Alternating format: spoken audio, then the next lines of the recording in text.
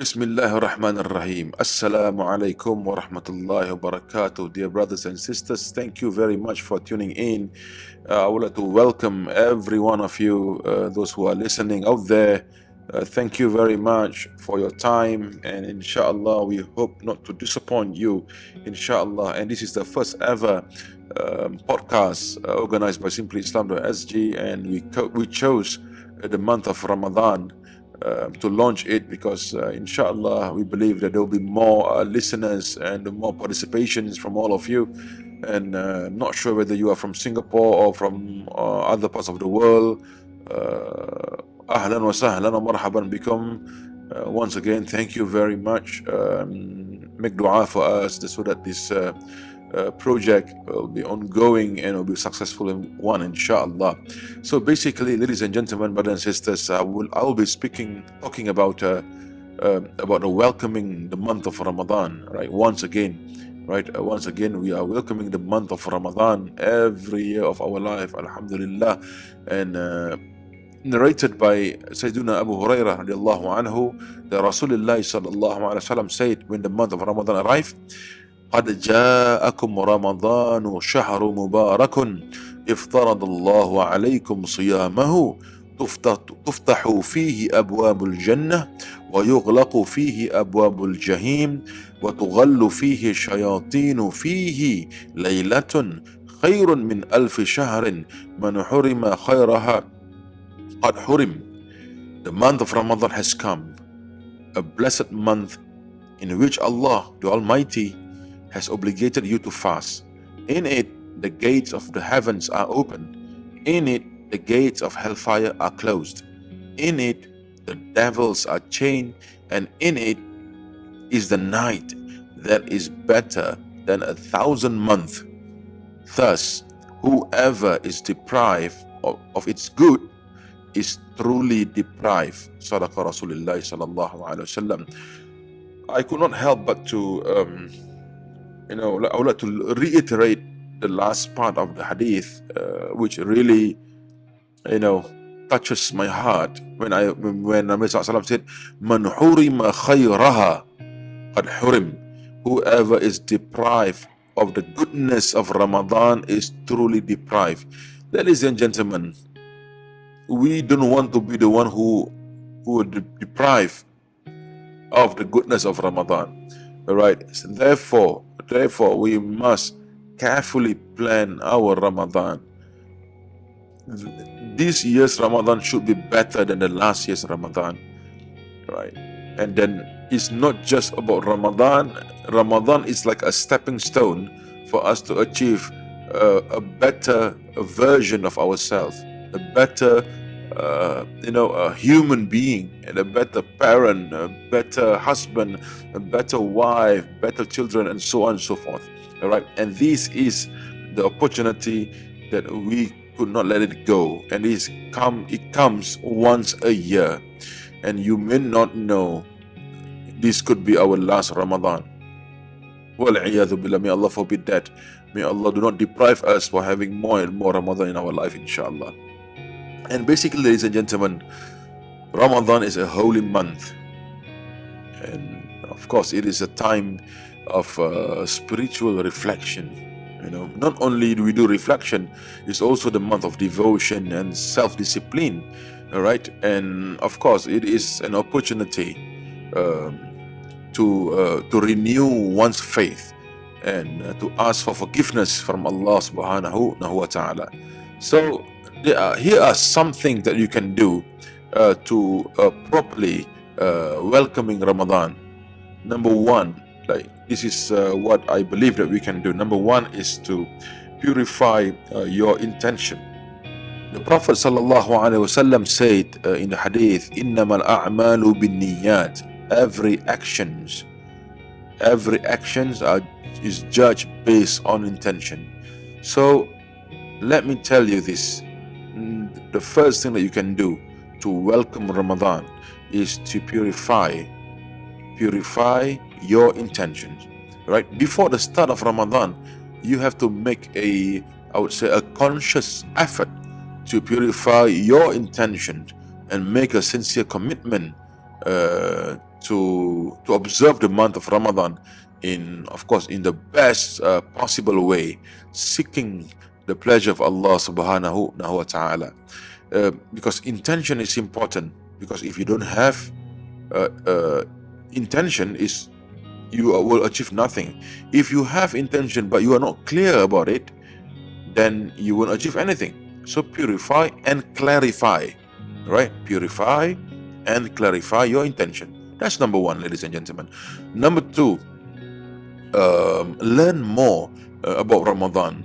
Read books, watch videos, attend lectures to learn more about the significance and the importance of Ramadan. What are the practices?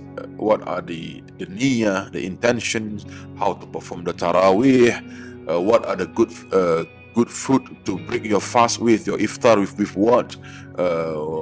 How to do sahur? When is a good time to do sahur? And so on and so forth. Do not stop functioning. The problem with our society is that when Ramadan comes, they sort of like switch off everything. They don't attend classes. And to be honest, ladies and gentlemen, I don't understand. People basically stop learning. Like, some of them, not even working. They stop working in the month of Ramadan with reasons. They say they wanted to focus on ibadah. Guys, working is also part of ibadah. Studying is part of ibadah. Whatever you do, as long as it not goes against the Sharia of Islam, that is encouraged by Islam, whatever you do with good intention, that is ibadah. Alright? So please get your understanding correct. Get your knowledge from the right source. Alright? So you stop learning and you stop working. That does not help. As if you are not functioning as a human being anymore. Remember, Muslim, in the month of Ramadan, they are better version. They are much, much better. Which means functioning as a worker, as a husband, as a wife, and so on and so forth, on top of all those, the act of obedience and worship, fasting, and so on. All right. So learn about Ramadan, ladies and gentlemen. And of course, the next thing that you can do, right? Number three, you can make a plan. You have to set realistic goals for yourself during Ramadan, such as completing the Quran, reading the Quran. Of course, if you are not a fluent reader of Quran, take this opportunity, take this chance for you to learn and to practice more. Intensify. Your reading of Quran. Read more and more and more, because practice make perfect. So if you don't practice, you will forever read slow, right? I'm not saying there's something wrong about reading slow, but if you were to complete 30 juzu, although it is not wajib, although it's not an obligatory to finish the whole Quran, but remember, Ramadan is the month of Quran, and many scholars complete the reading Quran every few days, right? So this is, should be one of our objective, to complete the reading of Quran. Not only reading the Quran. When you read, try to read with a tadabbur. What is tadabbur? Tadabbur is basically when you read, you try to understand the meaning. Not only understand the meaning, try to really absorb the meaning, look at it, and try to ponder, try to think, what can I do to improve myself and to follow the commands of the Quran? All right, that is tadabbur. All right, and of course, another thing that you can go, you can set goals like increasing your daily prayers. All right, if you are a type of person who like to abandon the Sunnah prayer, this is the month where try your best to perform the Sunnah prayers, the rawatibs, and so on. And of course, on top of that, you all know that in month of Ramadan we do have the tarawih prayers. So be it 8 rak'at or 20 rak'ah or 36 rak'ah, as long as you pray the tarawih, all right, you have made some progress. All right, give more in charity, ladies and gentlemen, brothers and sisters. It's the month of sadaqah, ladies and gentlemen. is the month where we can give sadaqahs. We have heard recently, the victims of the earthquake in Turkey and in Syria. That is for us to help them. The Muslim, we help them because we help them because they are in need of help, and this is the month of sadaqah. So give sadaqah to your local charity, involved in the projects, involved in in the distribution of food and so on and so forth in your community. So that is how you're giving back to the community, and that's how you set the realistic goals for yourself, improving yourself, spiritually, socially, and so on and so forth. All right, and of course, that's number 3, right? And point number 4 that I want to share with you is that prepare yourself physically. All right, you have to prepare yourself. Make sure that you eat healthy food. You have to drink more water, hydrate yourself well before the start of fasting. All right, and during the sahur, drink a lot of water. Try to maintain a balanced diet during the month. We all know that we will fast for about, in Singapore we fast about 13-14 hours, right, on average. So yeah, for 13 to 14 hours without drink and food. Make sure you hydrate yourself well, get enough sleep, ladies and gentlemen, and then of course, on top of that, avoid excessive physical exertion. All right, exertion during the day. Do not exert yourself too much.